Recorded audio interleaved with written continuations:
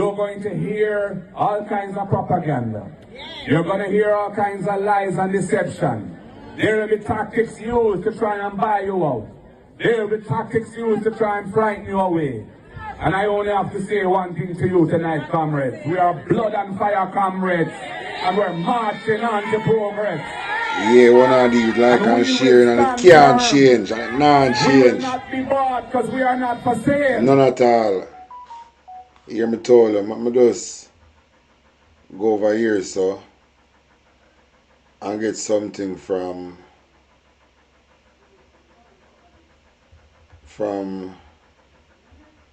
Dr. Alfred Dawes. I'm gonna get something from Dr. Alfred Dawes.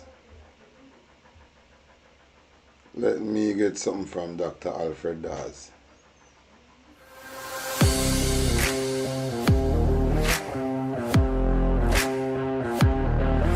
I'm doing a series, you know. I miss out on some, but I pick it up. So I'm going to hear where Dr. Alfred Dawes is saying another one.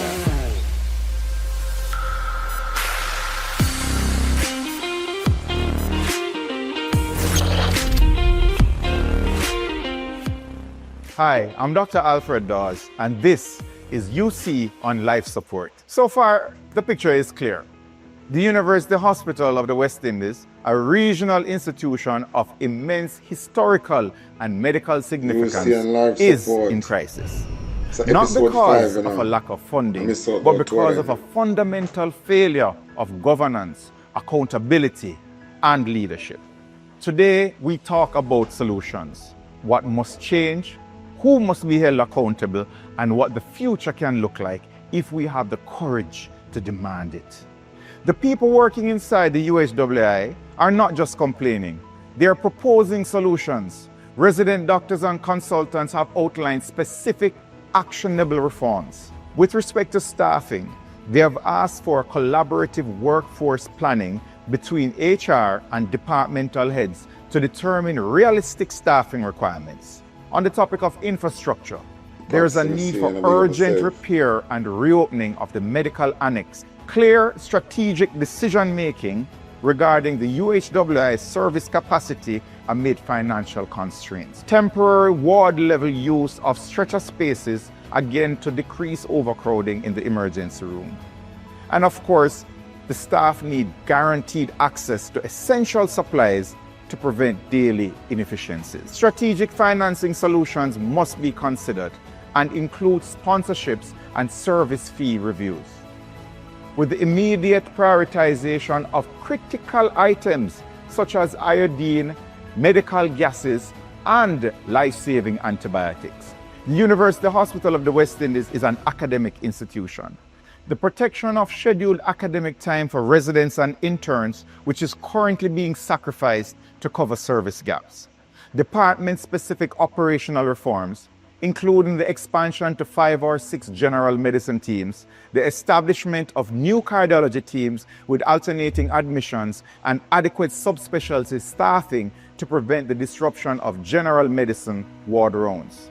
They state clearly a teaching hospital cannot function effectively without protecting its workforce, and that is what needs to be done. Another letter concludes, we look forward to leadership that demonstrates the same compassion towards staff that it expects staff to show to patients. What must systemic reform look like? Real reform cannot be cosmetic. It must address the root causes of the crisis. Transparent procurement. There must be full publication of procurement plans, needs lists, and awarded contracts, with clinician input built into the process from the beginning. All procurement documents must be available as public records, past and present. No more retrospective bidding, no more after-the-fact contracts, no more missing documentations for hundreds of millions of dollars worth of contracts. And of course, you must have independent financial oversight. Regular, on-time audited financial statements with clear reporting on revenue-generating services such as radiology and pharmacy retail. No more vague estimates, no more missing accounts. The public deserves to know how every single dollar is spent. We must have safe staffing levels, fill the vacant posts, protect the training time, and align staffing with patient volumes as doctors have repeatedly requested. No more operating with half the required interns. No more nurses being short on wards. No more telling Cuban and Chinese trained Jamaican doctors that there are no jobs while departments collapse from the weight of understaffing. We must have functional infrastructure, dedicated budgets and timelines to fix defective beds, reopen closed wards, and address the chronic supply shortages. No more excuse making, no more billion-dollar budgets with nothing to show on the wards. Above all, there must be respect for staff and accountability for the leadership. Robust grievance mechanisms, an end to the intimidation of staff, and clear, fair HR policies. When a senior clinician is accused of bullying and verbal abuse, that complaint must be investigated and resolved, not buried. When a minister presides over scandal after scandal, there must be consequences, and not just committee reports that are filed away and disappear over time. The role of the ministry, the parliament, and the public must be changed. This is bigger than UI's board at this point in time. The Ministry of Health and Wellness has a duty to ensure that public funds are used transparently and that performance audits lead to real change, not just placative press releases. Parliament must insist on timelines, measurable targets, and regular reporting on the implementation of the Auditor General's recommendations. The Integrity Commission must investigate the procurement failures at the University Hospital of the West Indies with pressure.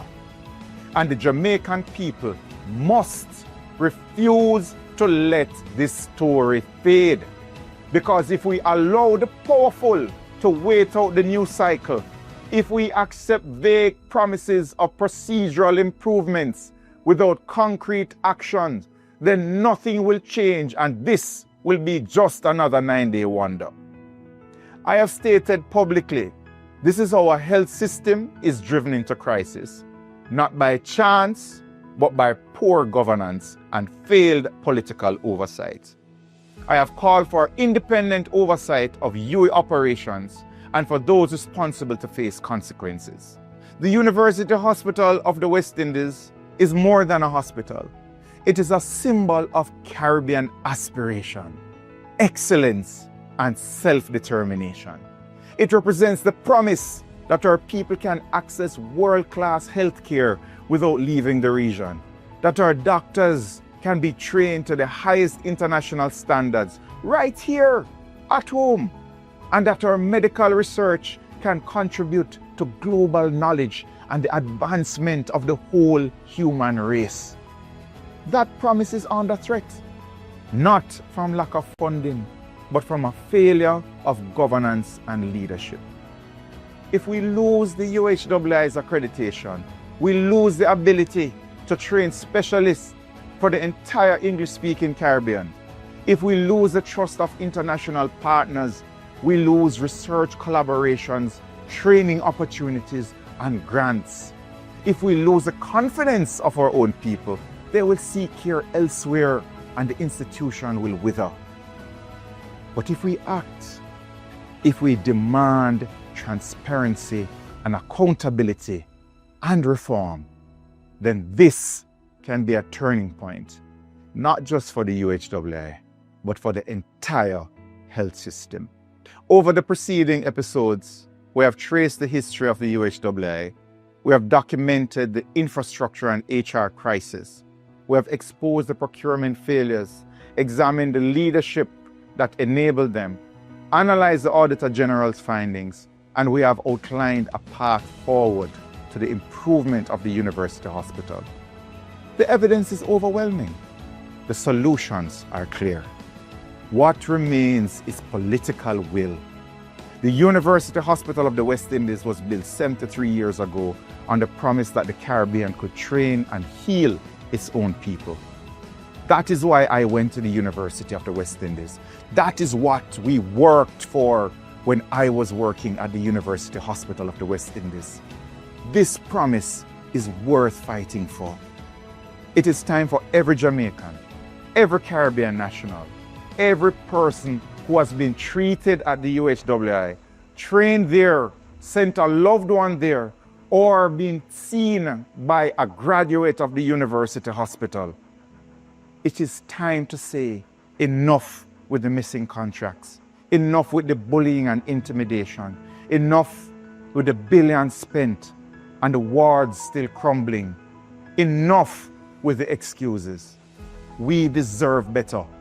Our healthcare workers deserve better. Our patients deserve better. The University Hospital of the West Indies deserves better. I am Dr. Alfred Dawes. Thank you for watching. In real life, if you're a true human being with morals, good morals and value, this is something we must never make slide. If you is a true human being with who have morals and value, this is something we must never make slide. Under no circumstances we must make this one slide. You see, because I miss part 4, I'm going to play part 4 because I miss it. So I'm going to play part 4. I think I need to play, but it look like a 2-part then put up in a part 4. I'm see what I'm going with it. Bureau of Standards Jamaica as not meeting the classification. Watch what I'm going.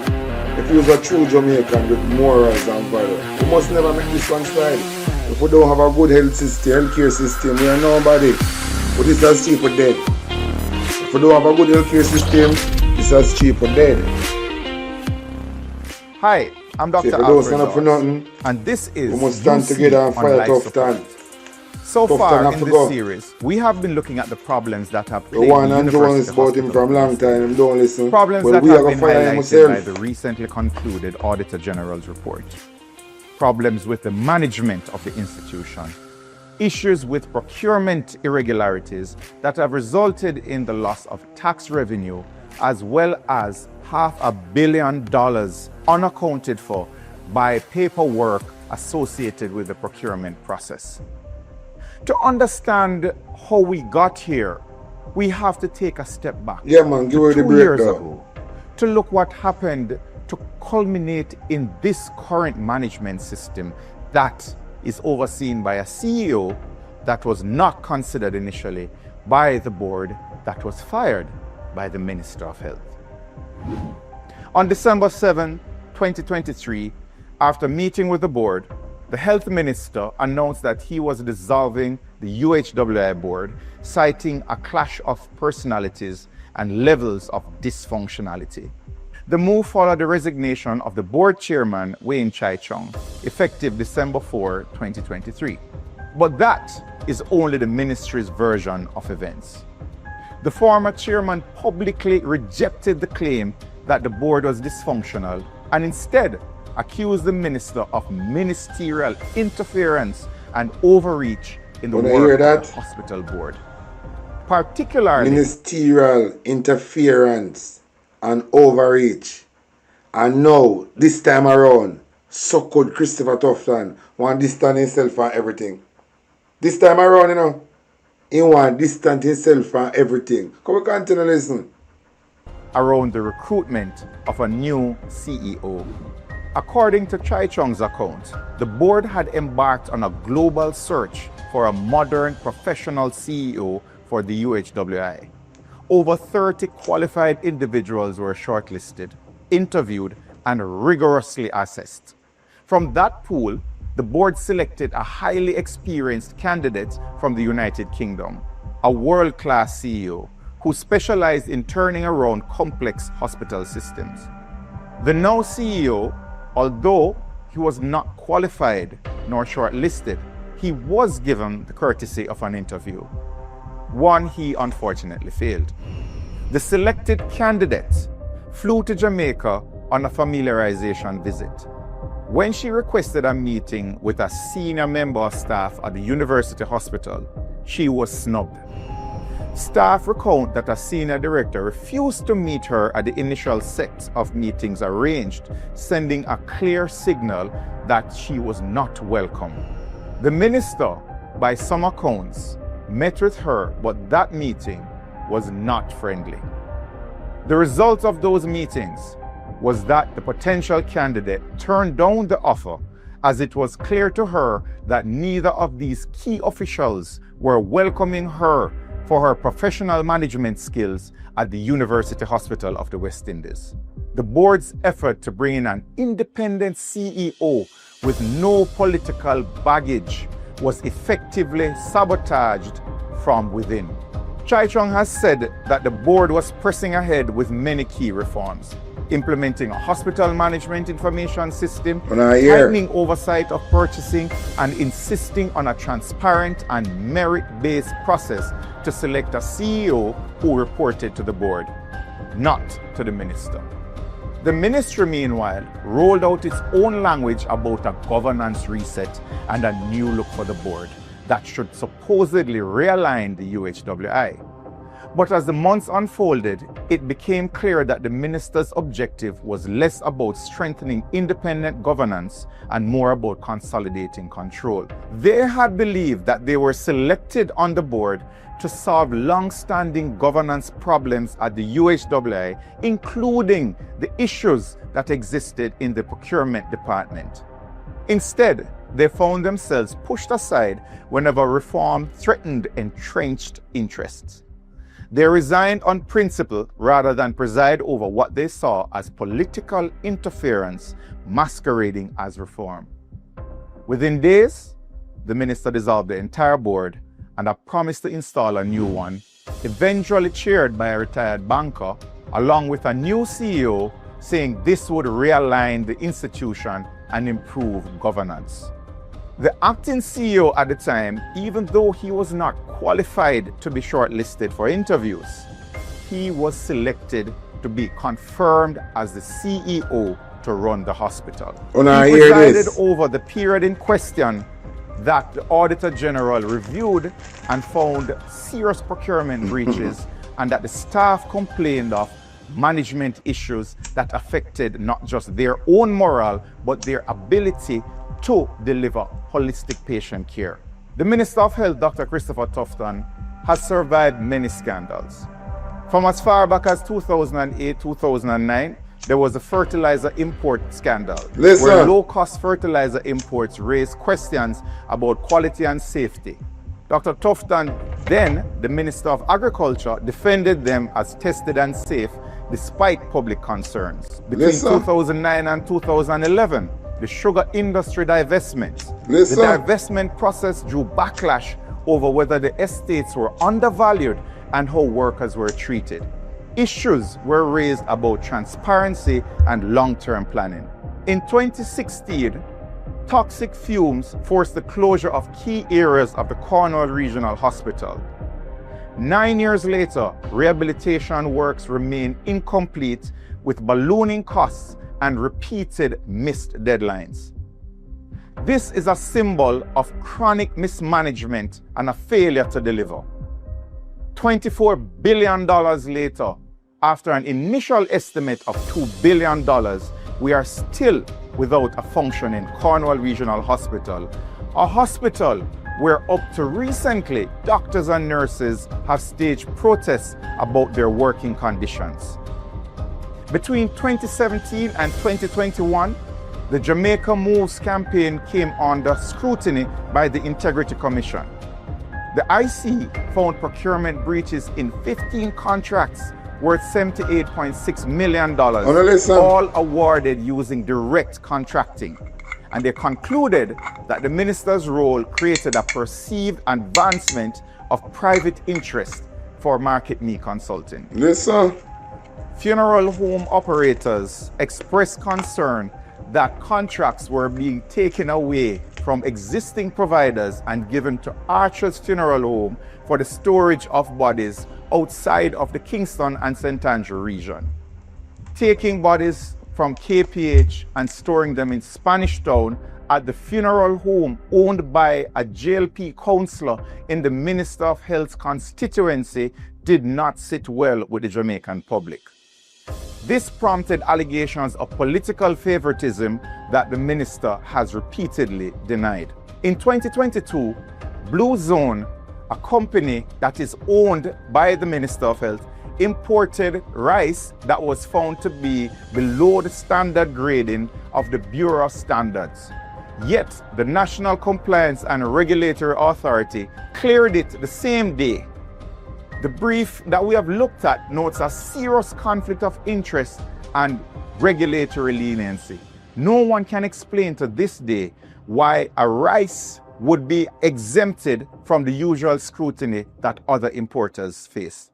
To this day, nobody has given a satisfactory explanation as to rice labeled by the Bureau of Standards Jamaica as not meeting the classification and the standards it set out was taken off the ports and distributed to an unsuspecting public.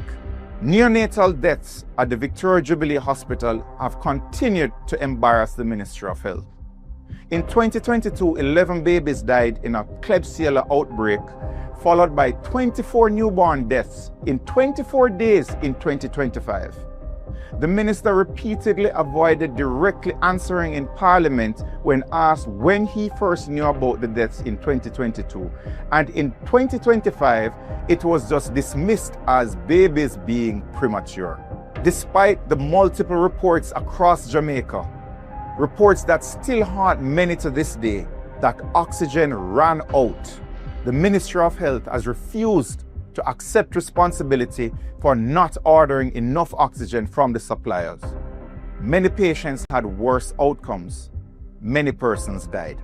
Add to all of this the $31 million neurosurgical drill, a Medtronic EM800 procured for the Bustamante Hospital for Children, where I would have pointed out at the time that comparable drills are listed internationally at around $3 to $5 million. The Southeast Regional Health Authority, SARA, approved the $31 million purchase, and court filings later showed that the ministry itself was the importer, saving that company millions of dollars in duty.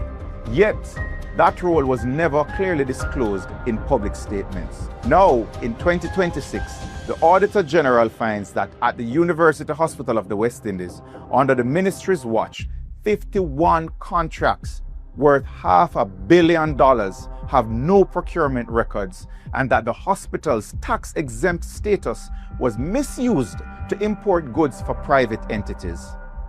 Different scandals, same minister, same themes, overpricing, conflicts of interest, weak documentation, and a refusal to answer straight questions. Join us tomorrow at 7 p.m. for part 2, where we delve deeper into how this affects the operation of the UHWI and the staff.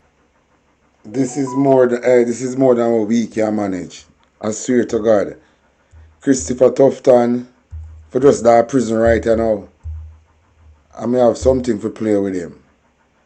I have something to play with him. I have something to play with him. I'm going to play something with him. Hold on. I look for something to play with the fucker.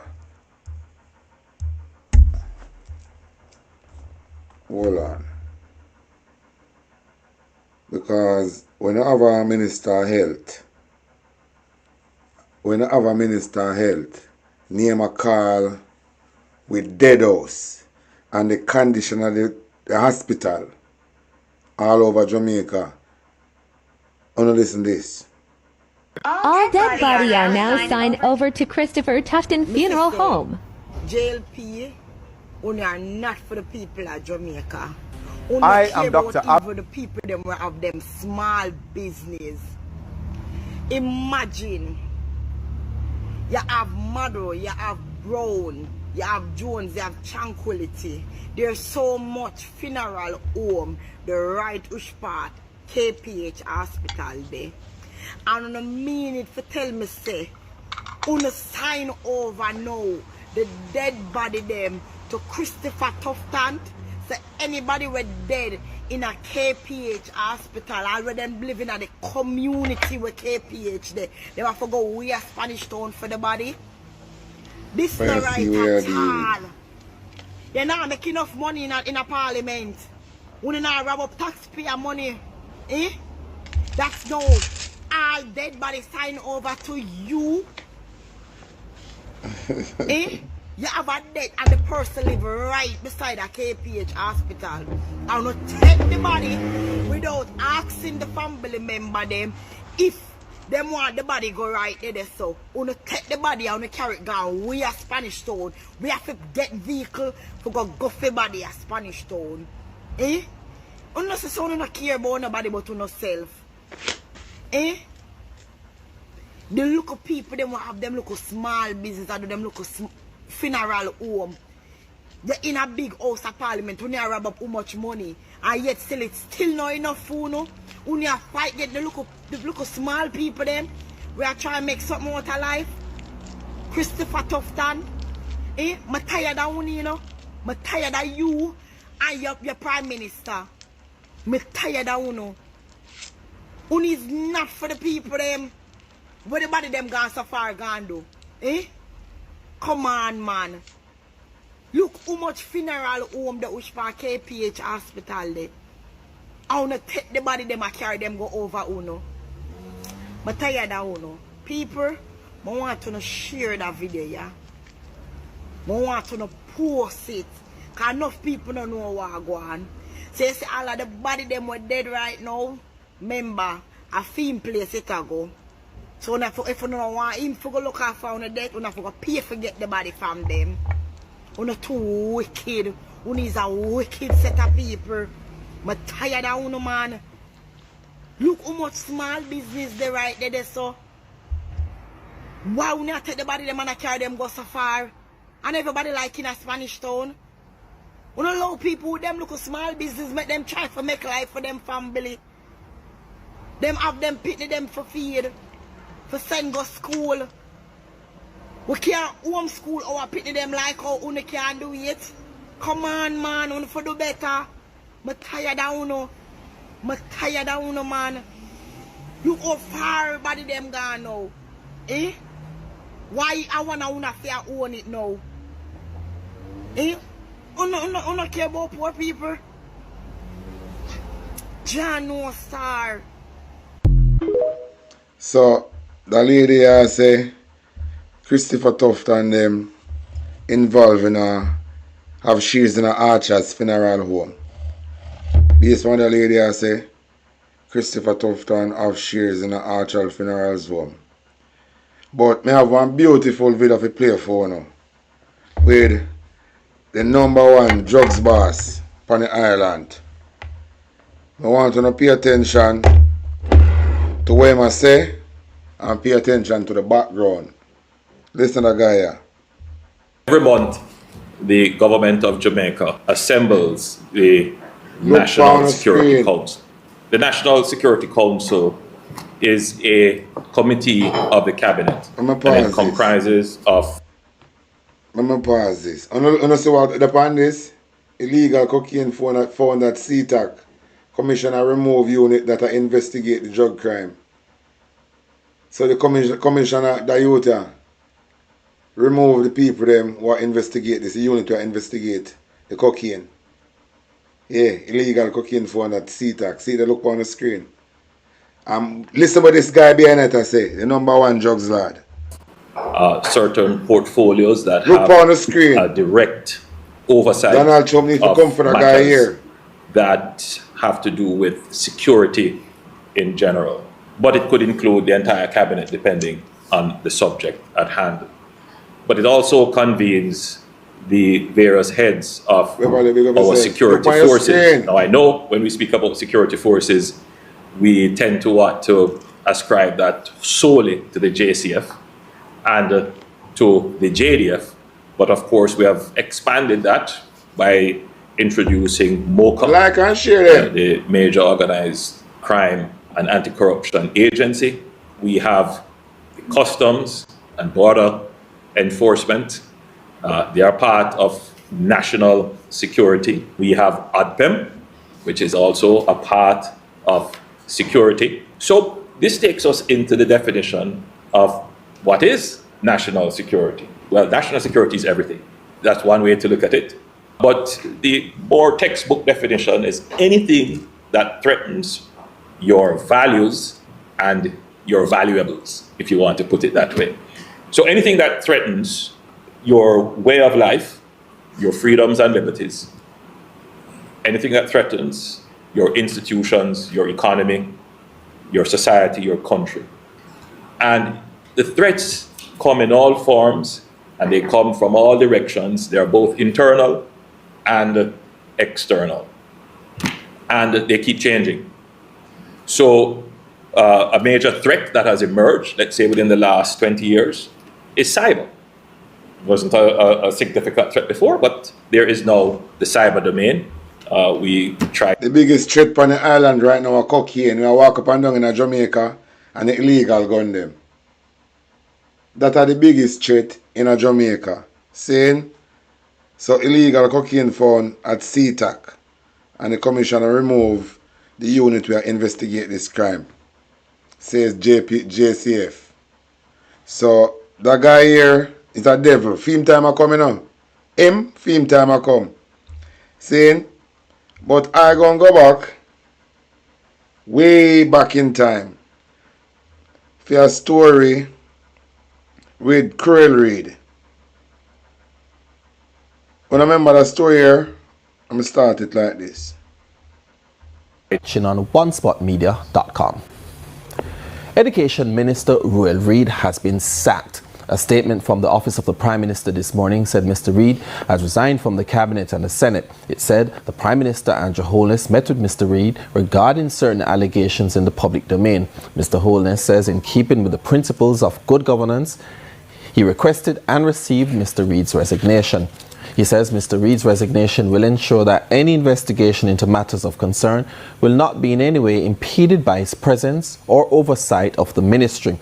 All functions of the ministry have been transferred to the office of the Prime Minister, which is to start its own review. TVJ News had received information that all was not well at the government ministry following allegations of improper actions regarding the employment of persons at agencies falling under that ministry. Mr. Reid has been on secondment from Jamaica College, where he was the principal. TVJ News saw a comment from the board chairman of Jamaica College, Michael Bernard. However, we were told that he was in a board meeting.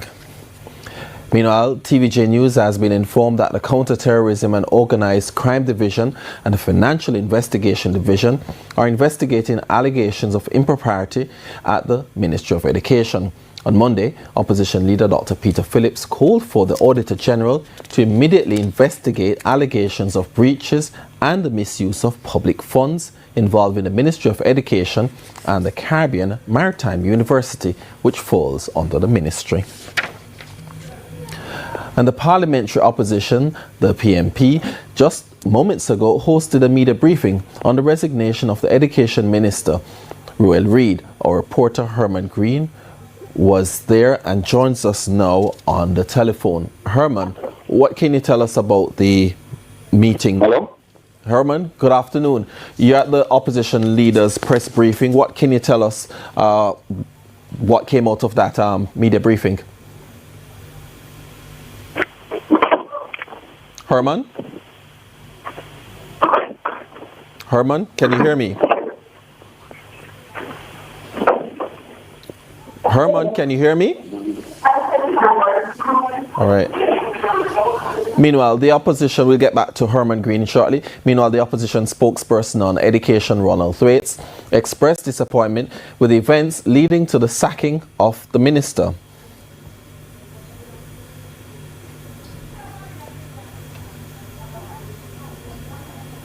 Can only set back the cause of education, and it points to the need for avoiding political appointments to surround a minister, and it emphasizes again the need for jointure and collaboration between political forces. And as to the institutions which have been named, future of the Caribbean Maritime University and other institutions whose names have been mentioned in connection with the present debacle are cleared so that our young people can continue to benefit from the opportunities they offer. Education Ministry of Spokesman on Education, Ronald Thwaites. The debate about the review of the labour laws is intensifying. The opposition leader raised the issue of benefits for contract workers, among other issues, in his budget presentation recently. We have more in this report. In this press briefing, opposition leader Dr. Peter Phillips called for the government to address labour law issues. The main issue, the high number of contract workers being employed without benefits. This phenomenon of the spread of contract work into mainstream employment, in fact, does rob the workers of benefits that have been won by the trade union movement over the years. According to General Secretary of the Union of Clerical Administrative and Supervisory Employees, John Levy, the issue is so grave that it may be considered a national crisis. Speaking on RJR's Beyond the Headlines last evening, Mr. Levy gave examples. Two people working in an entity doing the same job. One is permanent, or what we call open-ended contract, and the other one is on a fixed-term contract. But one gets more pay than the other. So the whole principle of equal pay for equal work is thrown through the window. Issue of benefits. The two people doing the same job again, one of them gets a meal allowance because they're an open-ended contract employee, and the other employee doesn't get a meal allowance, and they are doing the same job, part of the same team. Mr. Levy says it also extends to pension benefits and redundancies. It's why he has endorsed the call for legislative changes. However, also speaking on Beyond the Headlines, President of the Jamaica Employers Federation, David Wan, said he does not support that call. There ought to be an incentive for people to use more as people on staff, for example. Because I think that negative incentive of legislation is only going to make it worse, because some people will then reduce their workforce, etc., etc. Because, legislation I don't think is the answer. Just like you have employment tax credit right now, and you're incentivized financially to have people on your payroll, some other mechanism can be found to incentivize people to use more full-time staff. But there needs to be a legislative guarantee that prevents the exploitation of the Jamaican worker in this way. First of all, the opposition is again blasting the Andrew Holness-led administration about what it says is corruption in this government as it relates to, well, they pointed that this is the second minister being sacked in this manner. As it relates to the Ministry of Education issue, they said what they have heard is just the tip of the iceberg.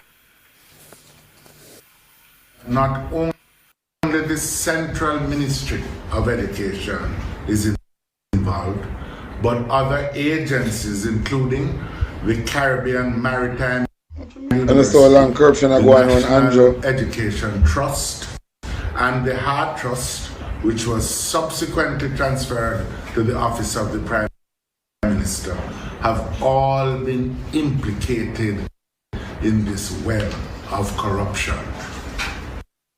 This is the second senior minister of government that has been forced to resign in less than a year under the shadow of corruption affecting agencies for which they have been responsible. Now, he also blasted the idea of putting MOE under the OPM again. But what he's calling for mostly is for the Auditor General and the security forces to leave no stone unturned in their investigations. I am again calling upon the Auditor General and the National Integrity Commission. Can my viewers and subscribers, can you believe it? Where did one flex?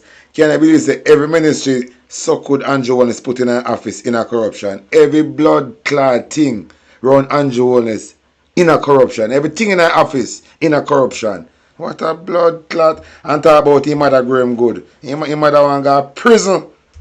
As well as the security agencies, including the Jamaica Constabulary Force, MOCA, the Major Organized Crime Agency, the Financial Investigation Division, to fully investigate the allegations which have caused the minister's resignation. The Senate debate on a Friday was to be about the appropriations bill, but when Senator K.D. Knight said this, I see where there is an allocation of somewhere in the region of about $107 billion to a ministry, a very important ministry. it was clear the debate would change to look at issues now affecting the education ministry and some of its agencies. Those who are politicians stroke public officers must take their sticky fingers off people's money.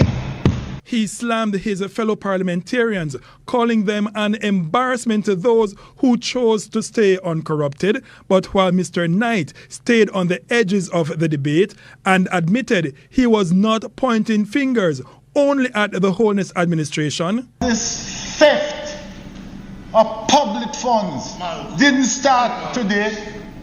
Clean Lewis, Jack Smith. That's what I said. Ministers have gone to prison for it. Malcolm.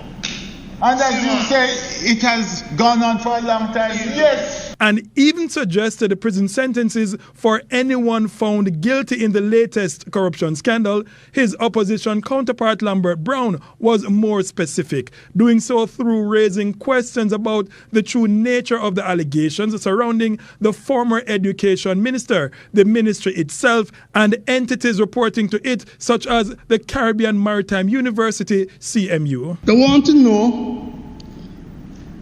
whether the 50th birthday of the Minister of Education, former Minister of Education, was hosted on a yacht in Port Royal by the Caribbean Maritime University. And if so, what were the costs of these parties? We hear Wakanda party, we hear Topsy-Turvy Cave party, now we hear about yacht in Port Royal for Minister Ruel Reid 50th birthday. Are there relatives of the former minister and staff at CMU? When were these persons hired, and what are the qualifications for the position that they're in? The people want to know. Questions also if a personal staff of Mr. Reid are on the payroll of the Caribbean Maritime University or any entity associated with the school, and what roles they are playing at the institution.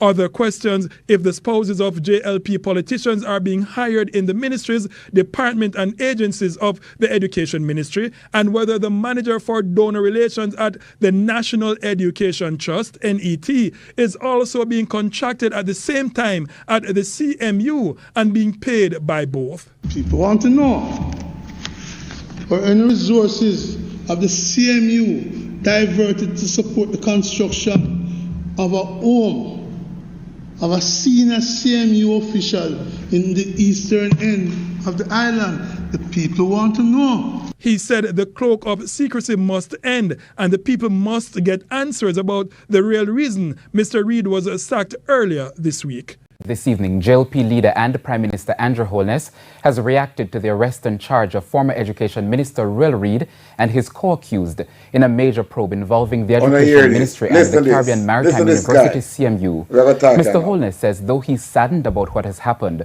the government remains strong against corruption. He was speaking at an Area Council 1 meeting today at the Girl Guides Association of Jamaica in St. Andrew. We have more in this report. Former Education Minister Ruel Reid, his wife Sharon and daughter Sharel, Caribbean Maritime University CMU President Professor Fritz Pinnock, as well as Councillor for the Brownstown Division Kim Brown Lawrence, all implicated in the multi-million-dollar corruption scandal involving the CMU and the Education Ministry. They were arrested and charged last week. JLP leader and Prime Minister Andrew Holness has been watching the developments. There is no question that it saddens me. It saddens the entire party. And I know that you who sit here as well, that you are indeed very saddened, very concerned by what has happened. Mr. Holness maintains that the Jamaica Labour Party administration is serious about tackling corruption. We will do everything within our powers to ensure that wherever there is corruption, wherever there is misuse of power, misappropriation of public resources, that this administration will ensure that the mechanisms are in place to ferret it out and to bring them before the courts. Corruption has become a political issue, the Prime Minister argues. On the face of it, Mr. Holness says nothing is wrong with that because politicians must understand that if he or she engages in or tolerates corruption, there's a political price. Ultimately, this matter, which is a political matter, when the electorate has to now consider and decide what did this government do when they were faced with issues of corruption versus what the pretenders did when they had power. Meanwhile, Mr. Holness says he's noticed a disturbing trend where the opposition wants to place the Integrity Commission, which investigates and prosecutes corruption, publicly under political pressure. When you start to place pressure on them and they act, what will people believe? People will start to think, oh, they only acted because the opposition brought pressure. And others will think that their actions are politically biased because they only acted because the opposition brought pressure. I think it's a dangerous road on which we are treading. Can you imagine if we were to come out? This guy's a fucking thief, you know.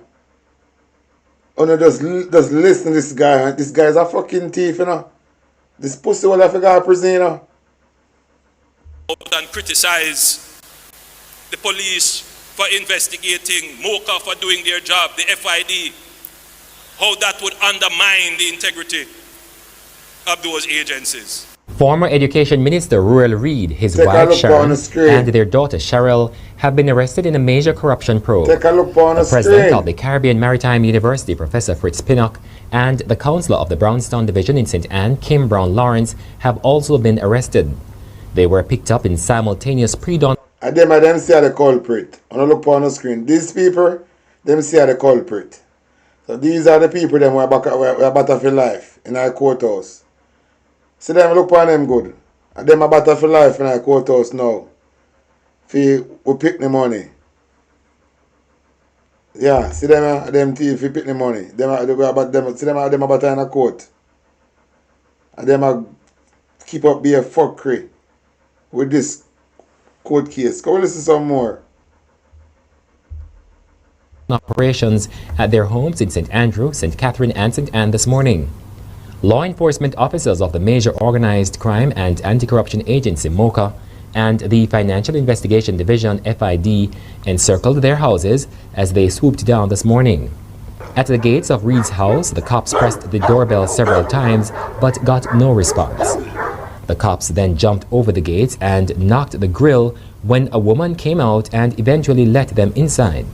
While that was happening, another raid was about to take place at the Helsher home in St. Catherine of Professor Fritz Pinnock.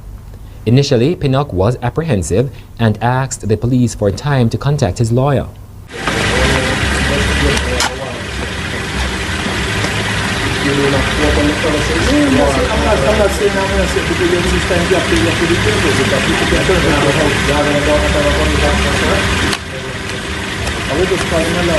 The cops would spend another 4 hours and 20 minutes combing through documents and searching 4 of 5 cars on the premises that belonged to Pinnock.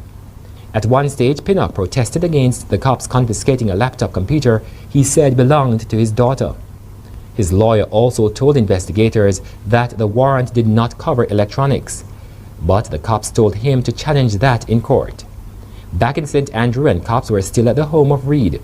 In fact, they spent more than 7 hours at the house going through documents in a room-by-room search before the Reids emerged under a blanket. Shortly after midday, the police left the house with the Reids, several computers, as well as documents. In the meantime, the head of the Financial Investigation Division, the FID, Robin Sykes, has said that more players are being targeted in the multi-million-dollar corruption probe at the Education Ministry and the CMU. He has also revealed that other entities in the Ministry of Education are being targeted but declined to provide details. And Mr. Other entity in the Ministry of Education and the investigation, but them fail to provide where the people them want to continue them investigation. So corruption still in the way them hide. Because really and truly, I feel like Andrew Holness being at this Ruel Reid money, you know. Because the same way Andrew Holness are going with fame criminal case now, and the same strategy Royal Reid are deal with fame criminal case. I don't know if you see the pattern, you know. Sykes says the FID is confident that an airtight case has been made. In July, Director of Public Prosecutions Paula Llewellyn found that 4 criminal laws may have been breached by key players in the matter. She also said there were administrative breaches. However, she recommended further investigations. This morning, the DPP told Power 106 FM's Morning Agenda that since her last consultation with law enforcement authorities 3 months ago, there has been no further contact. However, Sykes said investigators have acted on the opinions of the DPP to close certain gaps in the probe. We are confident we looked at additional avenues and have closed those gaps. We believe that we are in a position to proceed as we have today, Sykes said. Minister Reid and myself, we've had a very good professional relationship from his days as president of the JTA. I was opposition spokesman on education. We see eye to eye on education issues. He was my advisor. We have mutual friends. You and Royal Reid could never be such a tight friend. And you don't understand this go on. You don't know see your bridging I do this. The relationship where you explain your Royal Reid have. You can't tell Jamaican people say you don't know nothing about this. You can't tell Jamaican people say he's not part of this criminal act.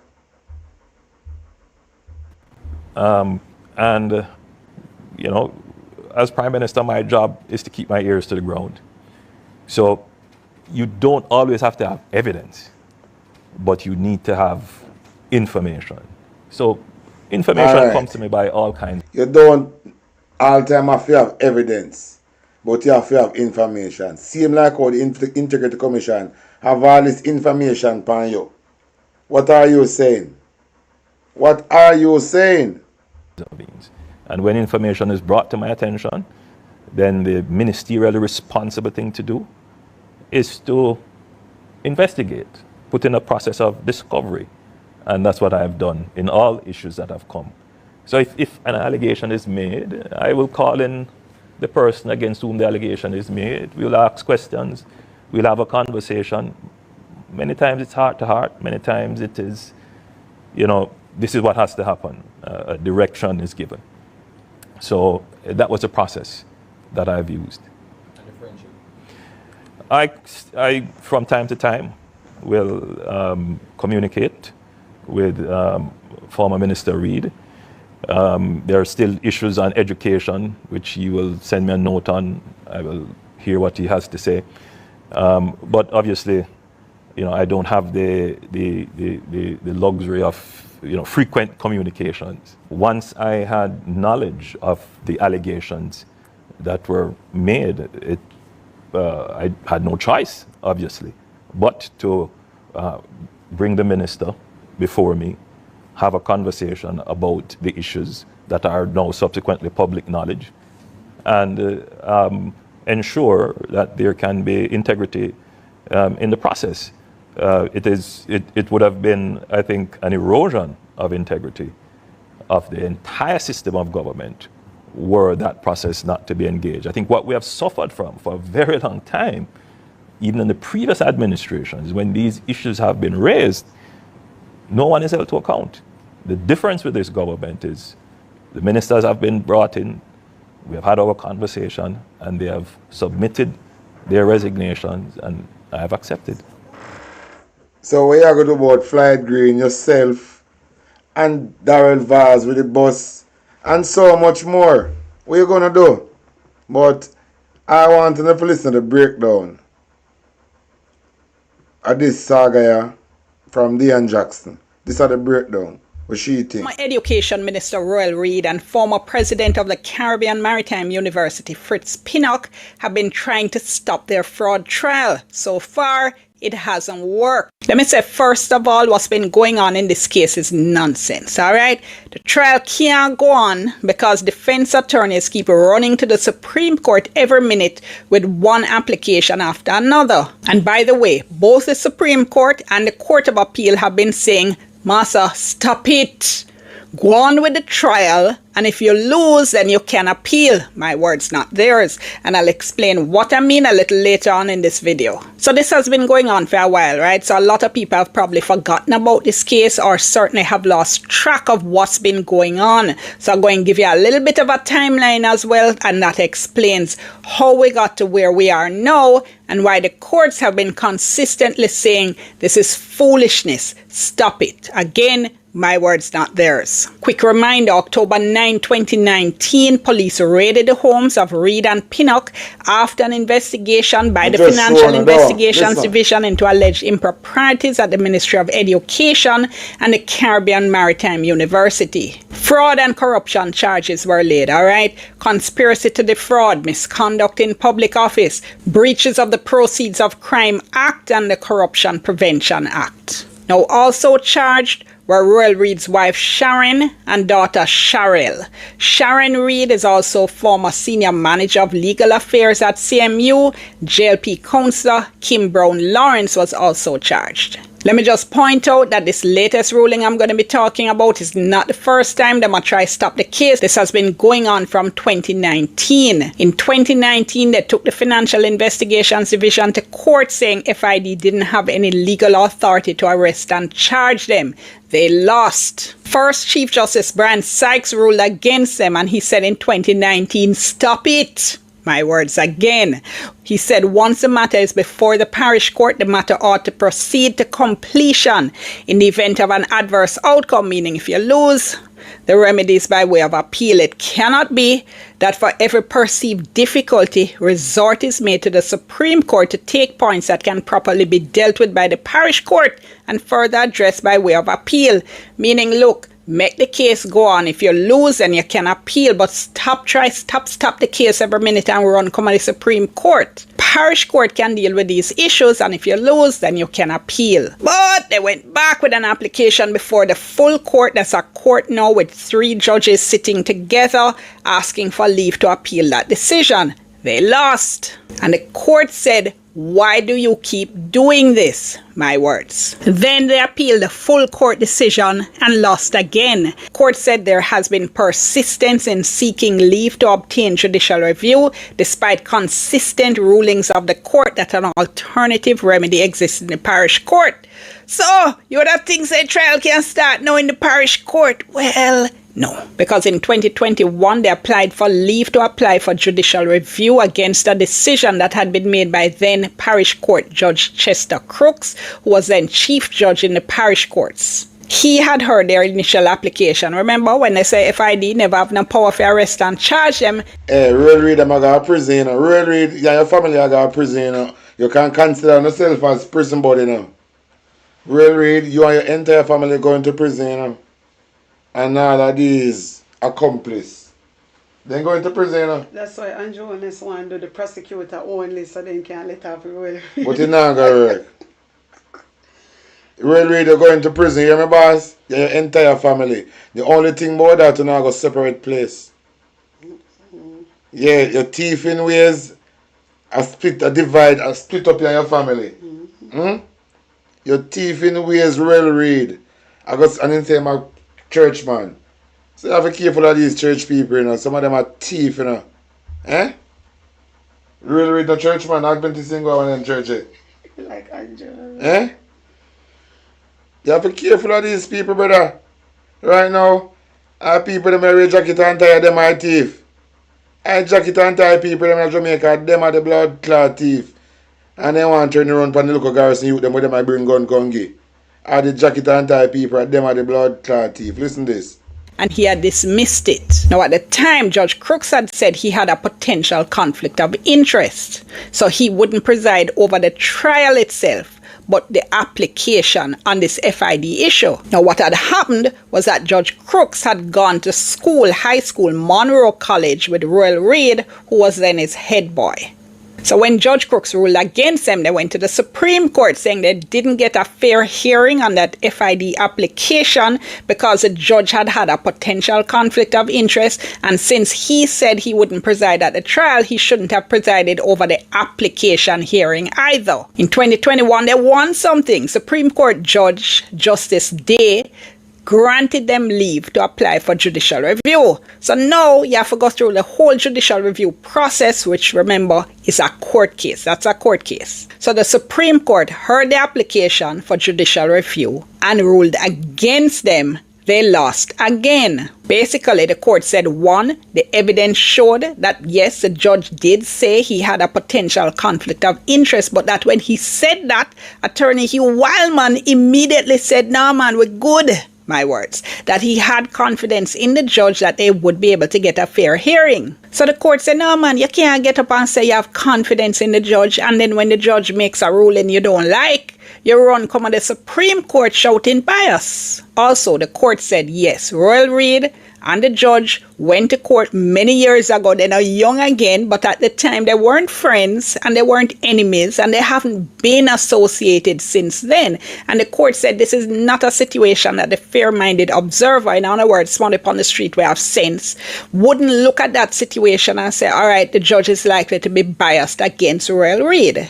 And the court said, this is 2023, what you do? Stop! My words. The court's words were, we're inclined to agree with counsel that this application is opportunistic and is no more than a tactical attempt to further delay the trial. Consequently, this application should be given short shrift, meaning dash it away. The court also said it has now been almost 4 years since this matter was first before the court. The obviously hopeless applications of the claimants for which they have been penalized by the award of costs against them. Well, Royal Reid afraid I know. The judge knows Royal Reid a thief for a long time. The judge knows I'm a thief, you know. If someone can man just get up and thief, you have to ban with that. Like how Ann Jones is a thief for the liquor grass yard. And then science him. And for in science him, he can't take blood clot thief. He used to go grass yard a thief, you know, grass yard market.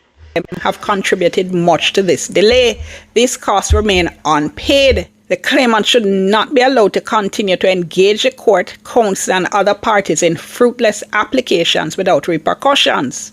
All right, see what the court say? Stop it! So the trial finally starts now in the Kingston and St. Andrew Criminal Court on October 7, 2025. So we're good now, right? Well, not for long. 13th of October 2025, the prosecution made its opening statements, right? So they outlined all the allegations against the 5 accused persons. After that, Senior Judge of the Parish Court, Sanchia Burrell, signed an order for indictment endorsed on an information. I soon explain that, but after she does that, the whole circle starts back right up again. Because 16th of October 2025, the prosecution calls its first witness. The witness gave evidence, then attorney Mr. Wildman raised an objection to the legality of the order for indictment. That was the basis on which the trial started. So briefly, this is what he was arguing. An information is a legal document setting out the allegations and a brief summary, saying that a person is alleged to have committed a criminal offense.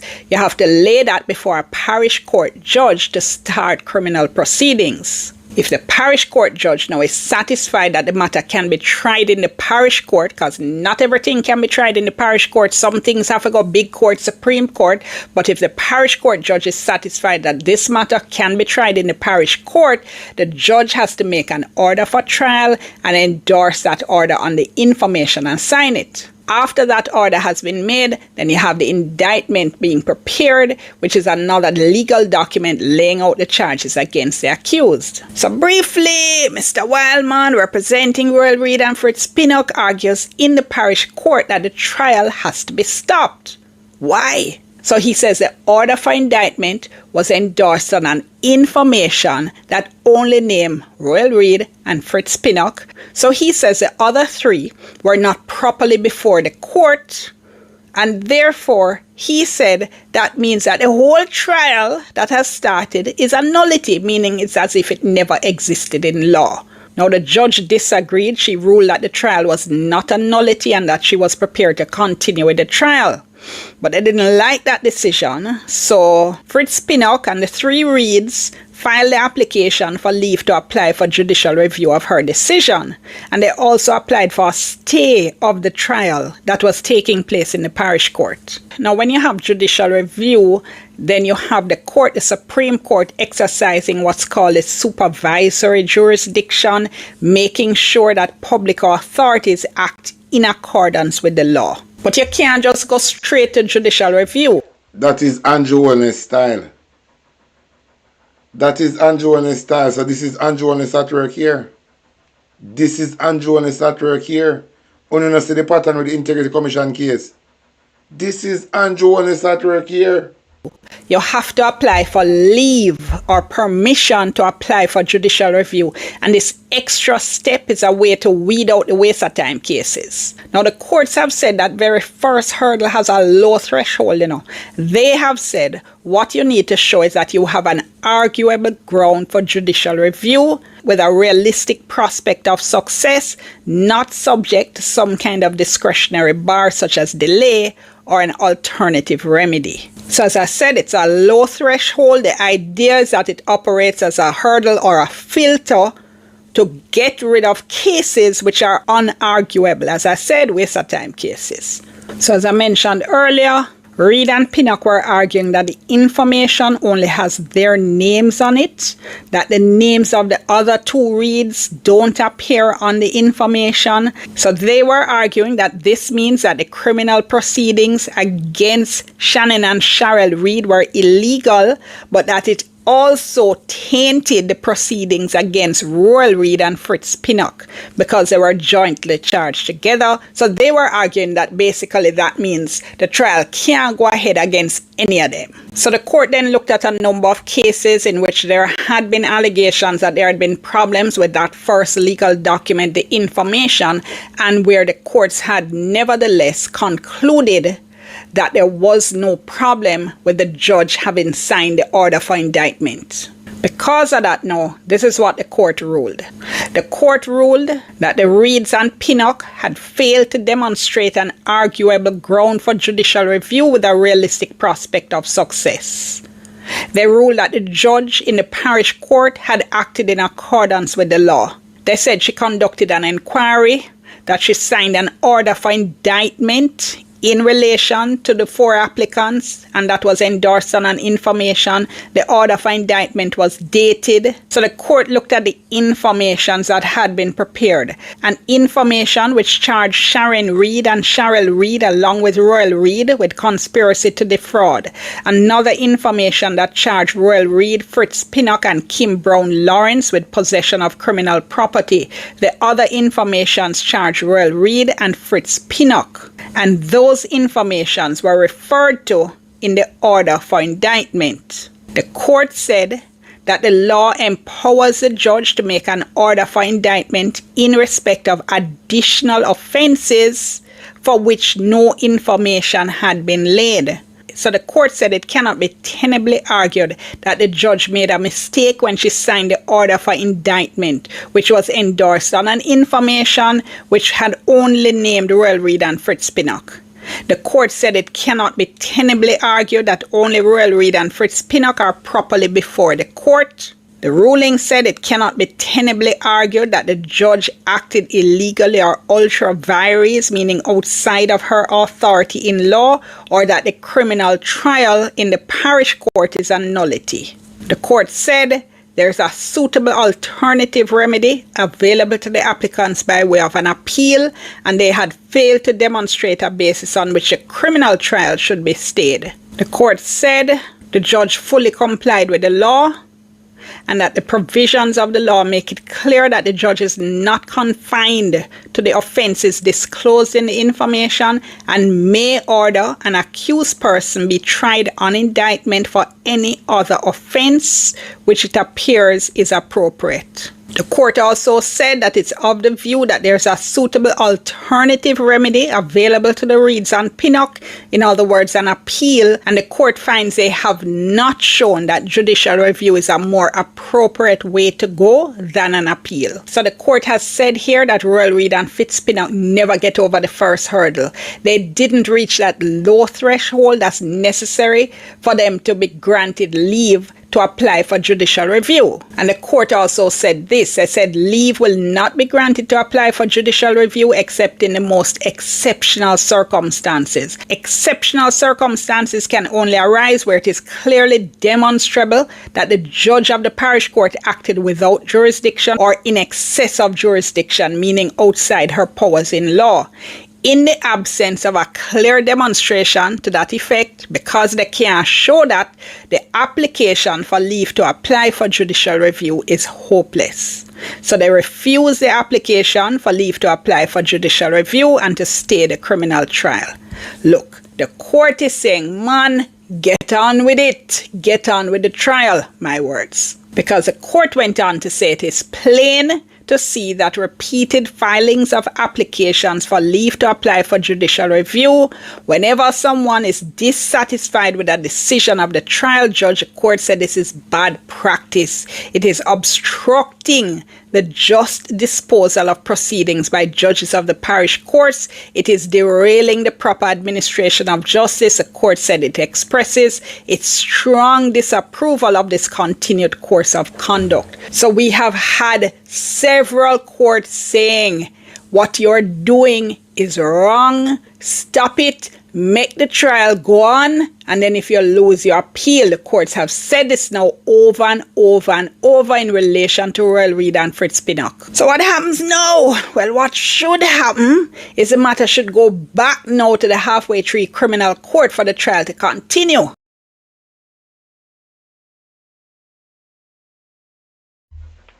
That accord. That accord. But me have a next video for show now, my viewers and subscribers, where it seems like the government them still upon them land thieving. I don't know if it's a land thief. I don't know if I call this. I'm going to play the video and only get the name. Listen to this. Of Lorimer's Trelawney is seeking answers from the National Works Agency NWA after her property was used to construct a roadway without a formal agreement. Now the woman claims that in addition to not being paid for the use of her land, she also suffered damage during the works carried out by the NWA teams. The details in this report.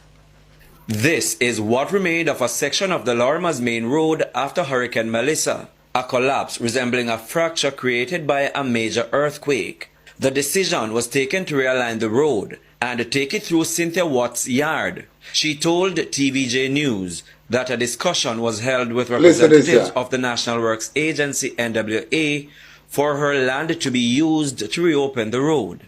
But she says there was no formal agreement and she is yet to hear how she will be paid. He decided to give. Before me even continue, see what the lady do wrong. She should have a proper agreement. She said there was no formal agreement. They should have a proper agreement, but then still have to pay her for their land card and use it. Listen to this. $3.2 million. So they never no agreement. So why she make them use our land? She says the representative from the National Works Agency proceeded to cut the roadway through her property, even without confirming how or when she will be remunerated. He came and just hot and start measure place and how the road fi fix and all them something there. Almost 90 came here. So I said to him, say, how this going go? Because me things them in call the radar man same time because he came with the radar people. Before me even go any further, I see people them in the diaspora. We have old people in Jamaica, we have their land, we go down there, go see what go on. Because I'm telling you, this government will go around and kill out these old people and take their land. And tell us that they owe tax on it.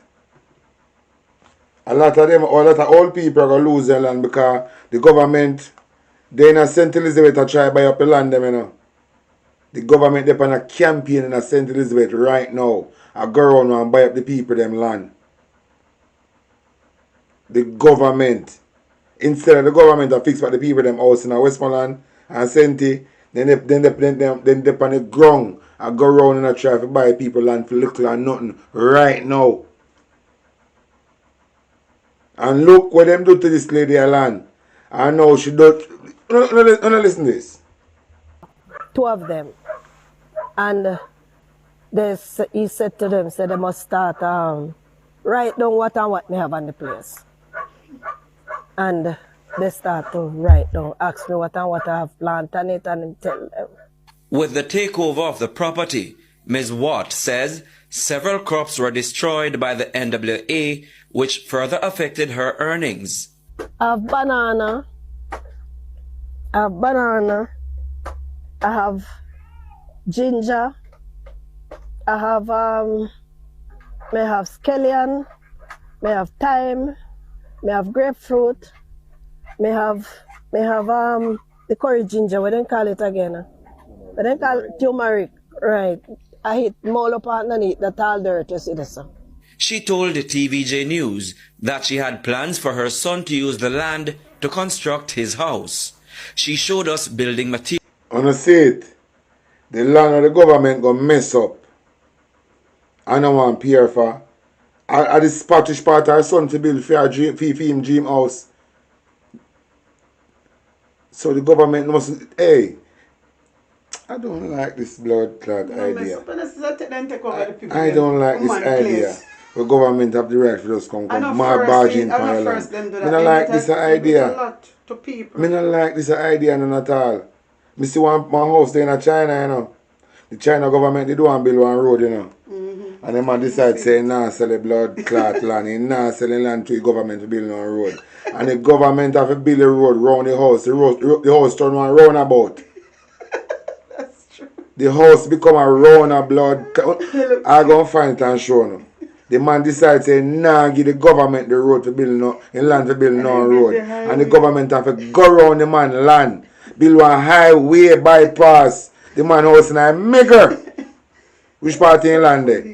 So them I feel like a joke. So this thing in Jamaica, the government are coming barging upon the land. I want to them feel like though. This thing for blood clot stop. Because them a public servant. We give these people too much power. I see we in a blood clot problem now.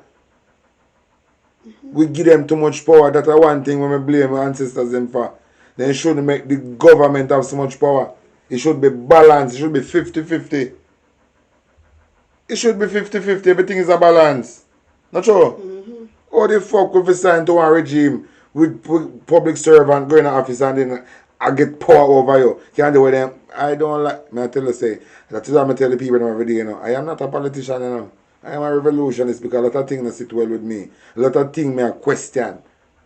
I want to question it too. A lot of things sit right with me and most, for the deep divers, they must not sit right with you too. The way how the government system run, it not did it for benefit when none of blood clot all, and they have to change.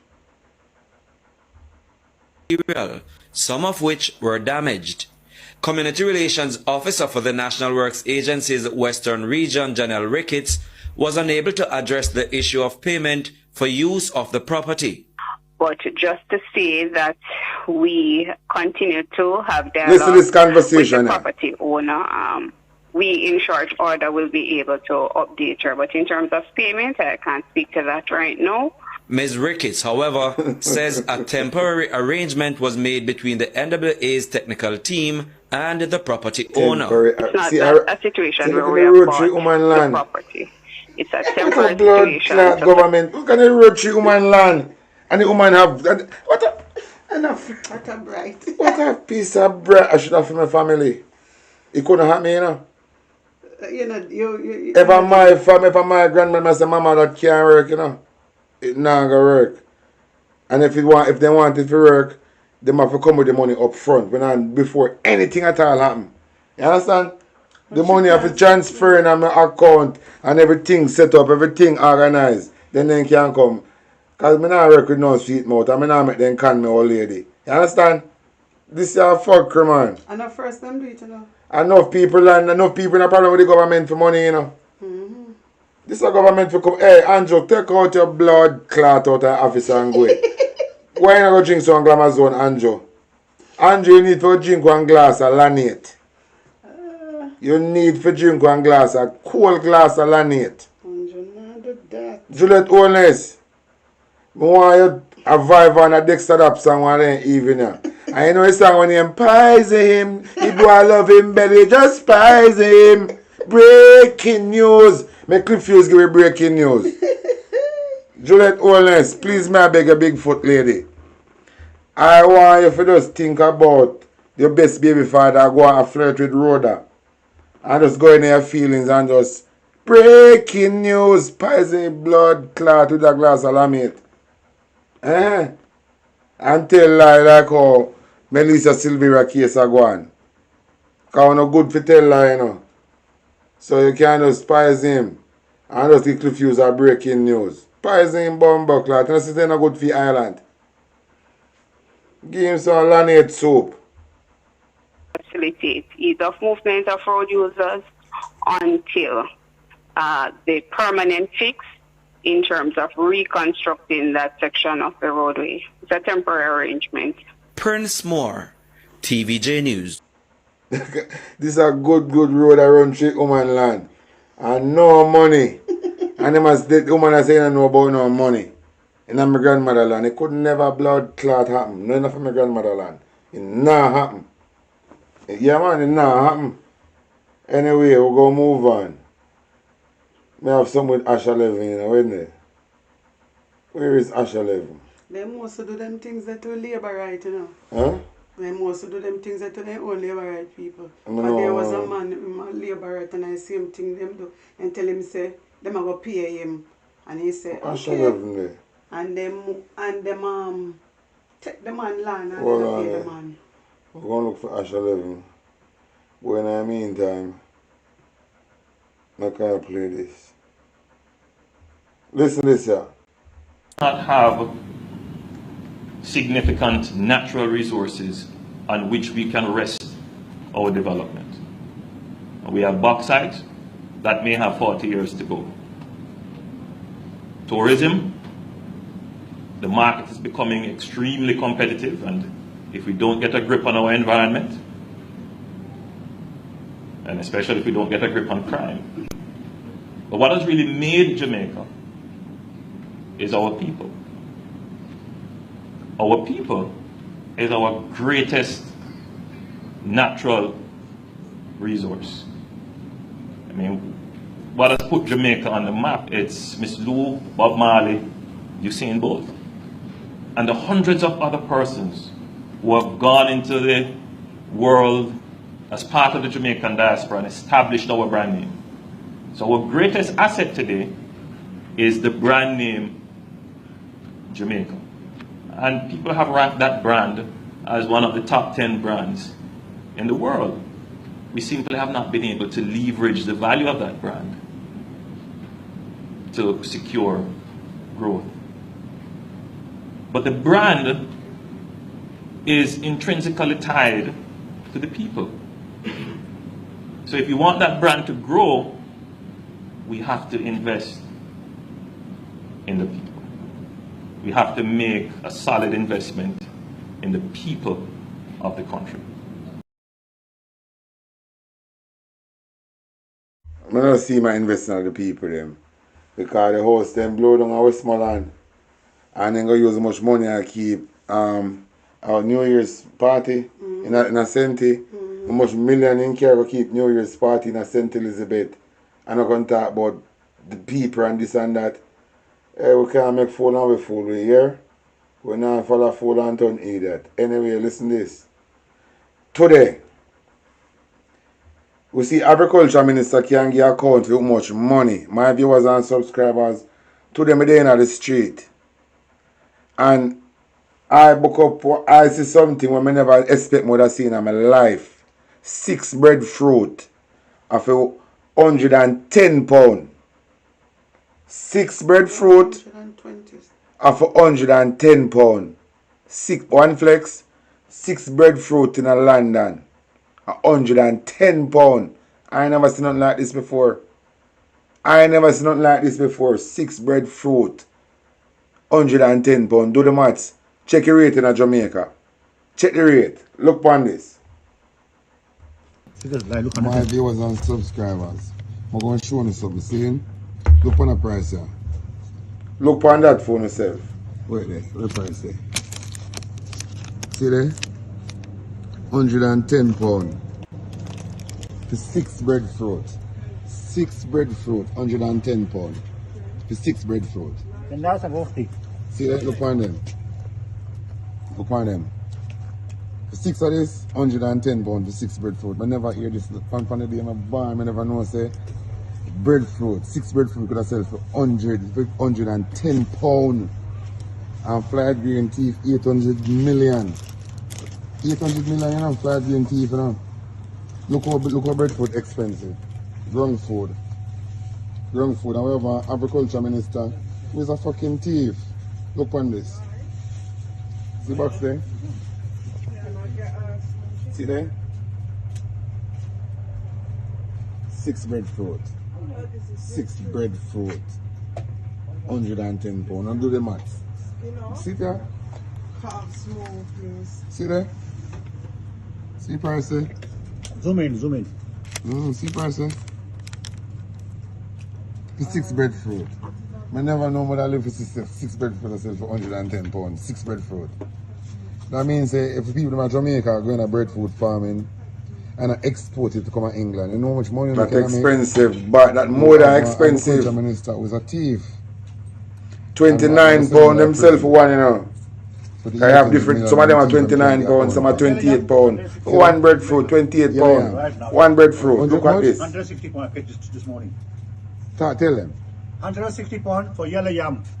Came this morning. 160 pounds for yellow yam. Wanna hear that? Yellow yam. At the dairy see I'm selling at the shop, you know, yeah. Yellow yam. 12 pounds a kilo. 12 pounds a kilo. Now hear that? And we have one. We have an agriculture minister in Jamaica who is a thief. So the Prime Minister say he want reduce natural resources. How to do that? One time 6 breadfruit of 110 pounds. 6, see there? 6 breadfruit. Breadfruit we drop off a tree in Jamaica and splash out in a people yard. Breadfruit we waste like rubbish. Yellow yam price. Yellow yam price. Eh?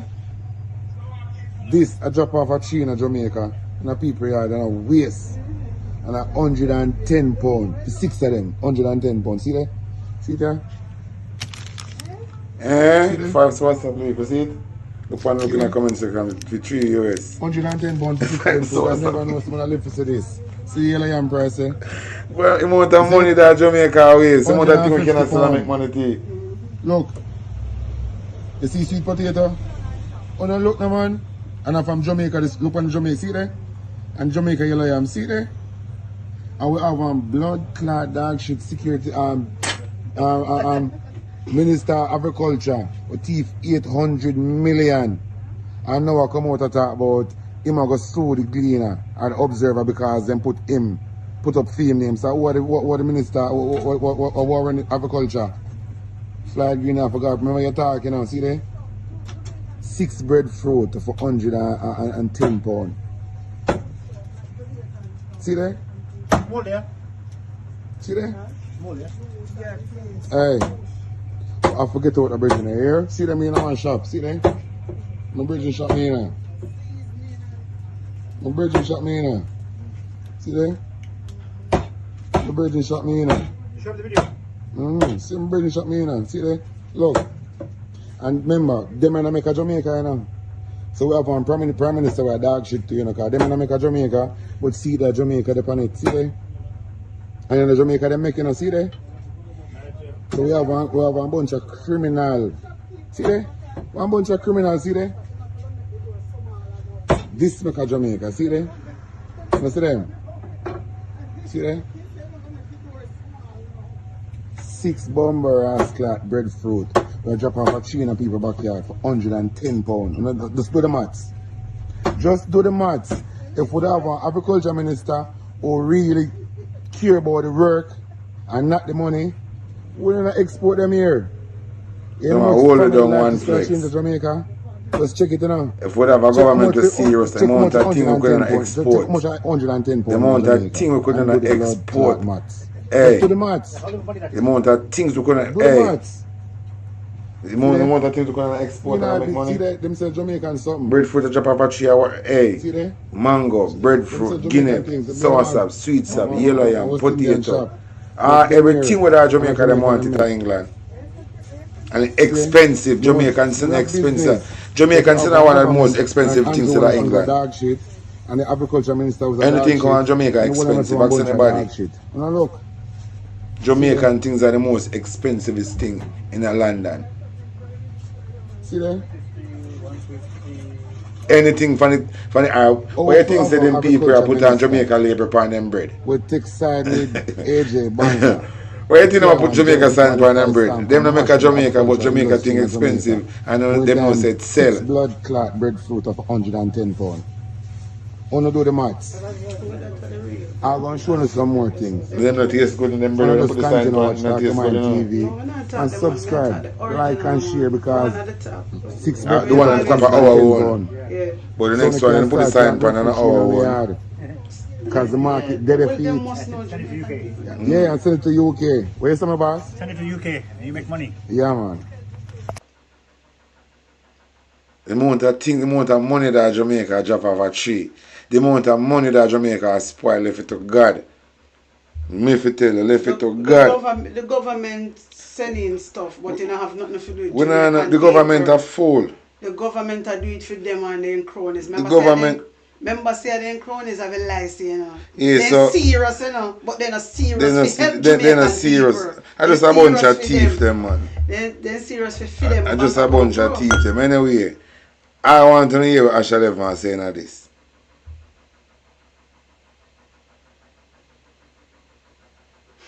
Fucking hell. I want Asha Levman there.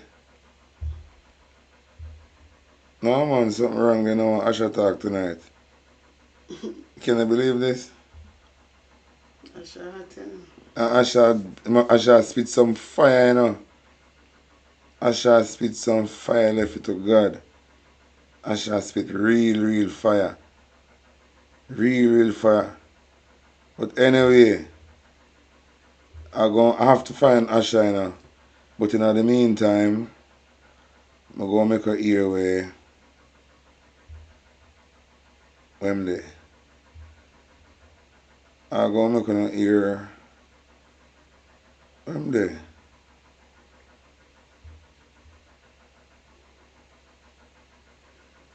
Listen to this. If anything or anyone was to have jeopardized the dignity and the independence of the Jamaican people, it would have to be the government and its slow response to the aftermath of Hurricane Melissa. And Holness made a statement saying that persons are videoing giving out care packages as if giving out care packages has become a thing. Remember, these are the same packages that saved hundreds of lives before the government was even close to reaching the people. We saw the help pouring in from all over the world. We also came to learn that these supplies have not even been issued to the people. Why? Because one man was sick. Thousands of Jamaicans affected, but one man was sick, and so it delayed the government's response. Remember, 1 month now since Hurricane Melissa hit Jamaica. Think about it. When everything happened, the government went to these affected areas. He went to Westmoreland, he went to Montego Bay, and he went to St. Elizabeth. He walked around and the people hung on to him as though he was God. And not to say that it's praising a man, but it's a sense of hope that you get when you see the Prime Minister. It's not about orange or green. It's the flesh and blood. It's this man is responsible for the Jamaican people. Okay? And Holness did not return. And Holness came out and said he doesn't like seeing hungry little children running and holding onto his hand. It makes him whatever. But maybe he needed to see it because his response was slow. So when he went to town, he forgot what was going on in the country because he wasn't seeing it with his 2 eyes to really feel for the people. How dare you leave mothers and babies out in the wilderness? Weeks upon weeks upon weeks, days upon days upon days, and now you want to talk about care package, taking away people's dignity?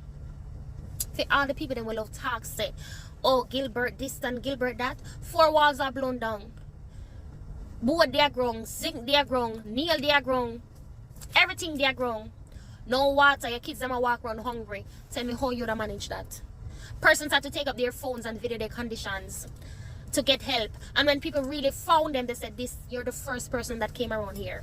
That's the reason for the videoing, because we're learning and we're communicating near and far through social media, and it spreads the information of where to go. The only problem is that it also shows the tardiness of the government, the slow response of the government. It shows that, and that is what they want to be hidden, because when the regular man find them,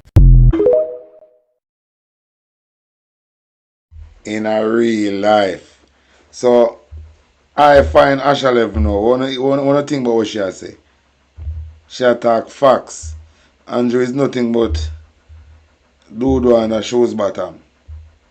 Big up yourself, talk your mind on top of the press, big up yourself. You remember when Andrew had a boast about how he might invest with the China them, and the China them is building this and building that. Remember Asha, they tell him, say that the China them give money. When they say want money to do this, they just chuck down the bag of money upon him, man, and he wear blood clad finger fearing.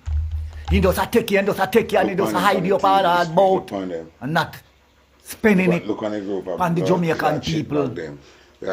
China give you loan and they don't tell you when look for Andrew on his cheerleader on the screen. They say you want 200 billion then give you.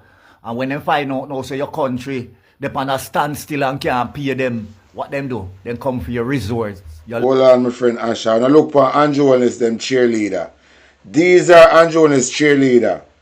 Saying? So remember just put Asha over their head. Say Andrew on his cheerleader there. These are them Andrew on his vlogger. We hear them talk about in a parliament. We hear them big up Chopper. See Chopper John there. The one in front of Chopper John. And the rest of the name of them called. This is Andrew on his vlogger. Look on the screen. And them, you don't hear them big up in a parliament. Andrew on his vlogger them. Land them and certain look on them good. Have. Yeah, and then plant themselves blood clot, yeah. Yeah, me said. Remember I tell you about the tribe. Andrew Holness, you know, safe. Because America want out China. You know, safe. But you know that I glad, you know, that the Labour Party thief the election, you know. Yeah, man. Because there is a lot of things, you know, that them used to hide. You see me? Because they was the majority in the house. But now the PMP, the People's National Party, Mark Golin, you see me, and him cabinet now can reveal all the secret deals them where they out there, let the Jamaican people them know what are going on. I'm going to tell you now, my brothers and sisters, Jamaica, yeah. Blood and fire, comrade, we no safe. To where Andrew do. And no dirty blood clot system, dog, labor right. Me not talk the decent labor right them, you know, the batty man them labor right, and lesbian labor right, and so cocky man them labor right. Hey, Asha, no, this is what my general, you don't have no decent labor right. I don't think you have a decent labor right. Because oil and water can't mix. Darkness and light have nothing in common. So I don't think there's no decent labor right. I think all of them are the same dog shit. Cause me I say, oil and water have nothing in common. No blood clot safe neither. Cause no prime minister put on in a jeopardy. But let me tell all of them people here, you have to know where you're coming from to know where you're going. You see, Andrew Holness, him do not learn. You see, greed take him over.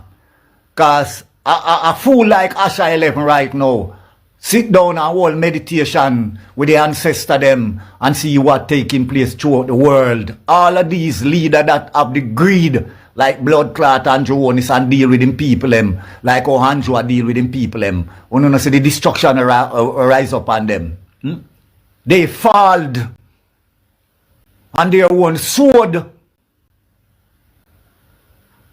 So Andrew should take those as a lesson and see that these European people, when they back him, it's not with him. It's because they can use him and get what they want.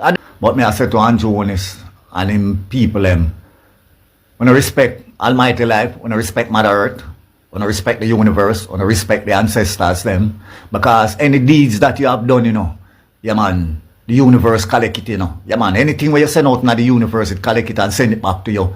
So if you do good, good shall follow you all the days of your life. And if you do evil, evil shall follow you all the days of your life. The evil that you have done, you may say, to Mother Earth, Almighty Life, the universe, and our ancestors, grandchildren, great-grandchildren, and offspring will return back unto you. Your days are numbers. Judgment shall upon your head, and you shall fall. You are a never con. But I am saying to them, like a youth, yeah, in a Babsy Greens era, in a Tivoli Garden, Denham Town, Rima, you see me? Yeah, man, in a Portland, St. Thomas, you see me? Southie, you see me? Jakes Road. You know, wise up on yourself, youth. You know, see where I go on. You see the politician them use, you know. Yeah. And when them can't get on to do what them want, them kill you know, with the police force or a next gangster and take over. Eh? That's your destiny, you know. Wise up on yourself now. Think about your family. Think about your relative. Think about your brothers and sisters in this island. No politician, no respect, no blood clot gunman. Because when he get what he want, them get rid of. But I am saying to them young youth now, you know, young youth no come do where we the elder never done. When you make some money, and it wasn't by Andrew Holness, nor politics, neither PMP or Labour make no money. So use the money wisely, invest the money, yeah man, in a cattle, in a farming, in a business, because gun is a death train. You see me I say, yeah man, clothes, you know, wear it for a couple of times and it get wear out. Cars is nothing to boast about. You can go out on the road and it crash. Yeah. You need a nice little home for living in. Spend the money wisely and put gun aside and unite on one another as brothers. But youth me talk to you see them artists only see come out here and want to boast and go on and talk about gun and them prefer them magazine full of bullet and them belly empty. How would them a kill? Look what happened to cartel. Squash, chronic law, and many more. They sell them soul to the blood clot devil. They are corruption. So don't follow them. Them have nowhere going. Them end is coming shortly. They will not live till they whole. Because you what happen now? You see when you kill one another as poor people, the rich people laugh and drink champagne and have party at the yard. Because we are get rid of one another. So when the time come, them have less away. Forget reader. Let we unite now and get back with power and over. But you know, we talk how we brave and how we bad and we wicked in Jamaica and you know. But you know, say right now that generation that will come up now, one of the weakest and the most cowardice blood clot set of generation that ever walked the earth in a jam down right now. Yeah man, them coward all we full of pure mouth. You know we brave pan, we look up poor people. Because look, not even if we go up on the street and stand up and demonstrate for our right. We not block no road. We not cause no obstruction. But every day, when 1.8 million we come out, yeah man, and defend our rights against this wicked blood clot Prime Minister and the Jamaica Labour Party. United we stand, divided we must blood clot fall. And this Prime Minister do too much wicked stuff now we are talking about we brave. We too blood. But you know what I see happen right now in Jamaica right you know. You know say there is nobody to be trusted a blood clot. You can't trust nobody, you know. Not no near friend, no loyalty, no there. You hear me said? Because a man will give you up right now. You hear me say? For a couple dollars and one back like NOC. Your best friend who you say you have friends. So no friend not there again. When I did the youth come up, we used to have friend. You hear me said? Them are wagonist. Can't be blood clot trust. You can't trust nobody now. Because the same man we have as a right hand. Yeah. And him go take a money from a man and one back like NOC and come slap out your head back. Yeah, me said, we are corrupted, bad mind, full with left, right and blood clot center. That's what we is in Jamaica. And we have a fall, yeah man, with most blood. And that accord. My viewers and subscribers, it was nice coming here to all a vibe, I don't know. Big up on yourself and stay safe. And always remember this. Always remember this. Always remember this.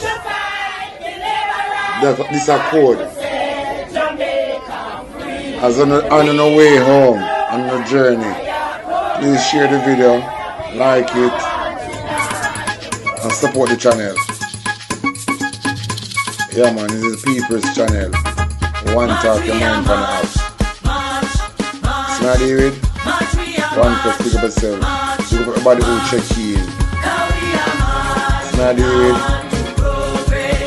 that's our code. Just support the channel. Make it grow, get big, until it's untouchable. Yeah, because the Most High and the universe doesn't place it somewhere where them can't move it tonight. So the only thing now is just get bigger. See my David? And that's a code.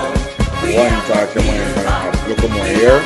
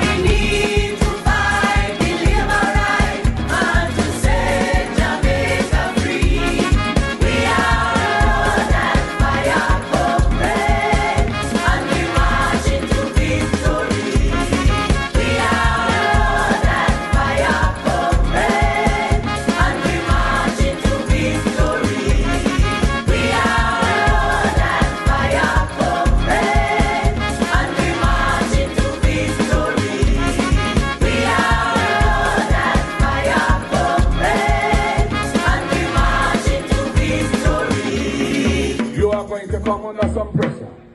You're going to hear all kinds of propaganda. You're going to hear all kinds of lies and deception. There will be tactics used to try and buy you out. There will be tactics used to try and frighten you away. And I only have to say one thing to you tonight, comrades. We are blood and fire comrades, and we're marching on to progress. And we will stand firm. We will not be bought because we are not for sale.